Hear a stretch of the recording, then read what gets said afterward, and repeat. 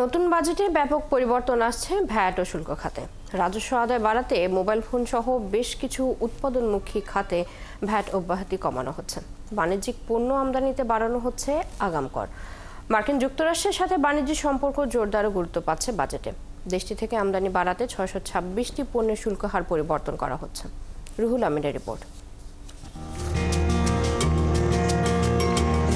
Trump ট্যাক্সের চাপ মোকাবিলা করতে যুক্তরাষ্ট্র থেকে আমদানি বাড়াতে সর্বোচ্চ গুরুত্ব দিচ্ছে সরকার। এর প্রতিফলন থাকছে এবারের বাজেটেও।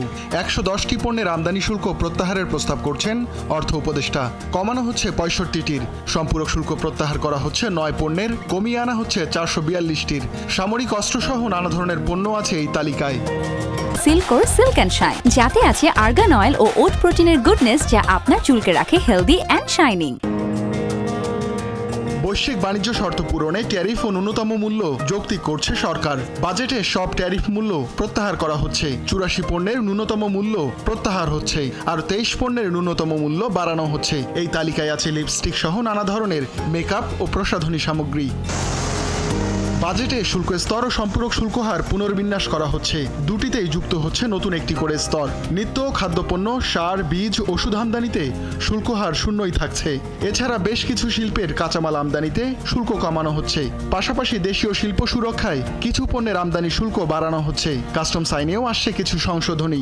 পণ্য আমদানিতে অসত্য ঘোষণার জরিমানা কমিয়ে অর্ধেক করা হচ্ছে।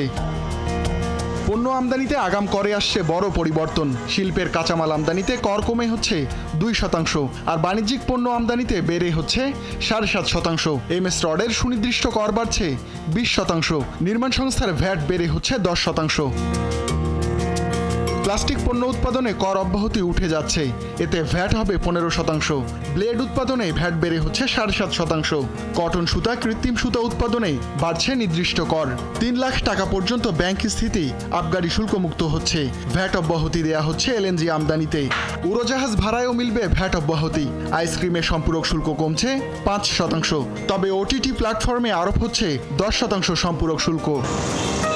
দীর্ঘদিন ধরে ভ্যাট অব্যাহতি কমানোর ব্যাপারে সতর্ক করে আসছে এনবিআর। বাজেটে থাকছে তার প্রতিফলন। Mobile phone, lift, LPG cylinder, home appliances, 3 wheeler, সাবান, শ্যাম্পু উৎপাদনে ভ্যাট অব্যাহতি কমানো হয়েছে। তবে স্যানিটারি ন্যাপকিন, হাসপাতাল বেড, এপিআই উৎপাদনে অব্যাহতি থাকছে। ই বাইক সহ আরও কিছু খাত উৎপাদনে আংশিক ভ্যাট অব্যাহতি পাচ্ছে। অর্থ উপদেষ্টার দাবি, ব্যবসা বান্ধব পরিবেশ তৈরি ও রাজস্ব আয় বাড়াতেই এসব পরিবর্তন করা হচ্ছে। রুহুল আমিন, 71, ঢাকা।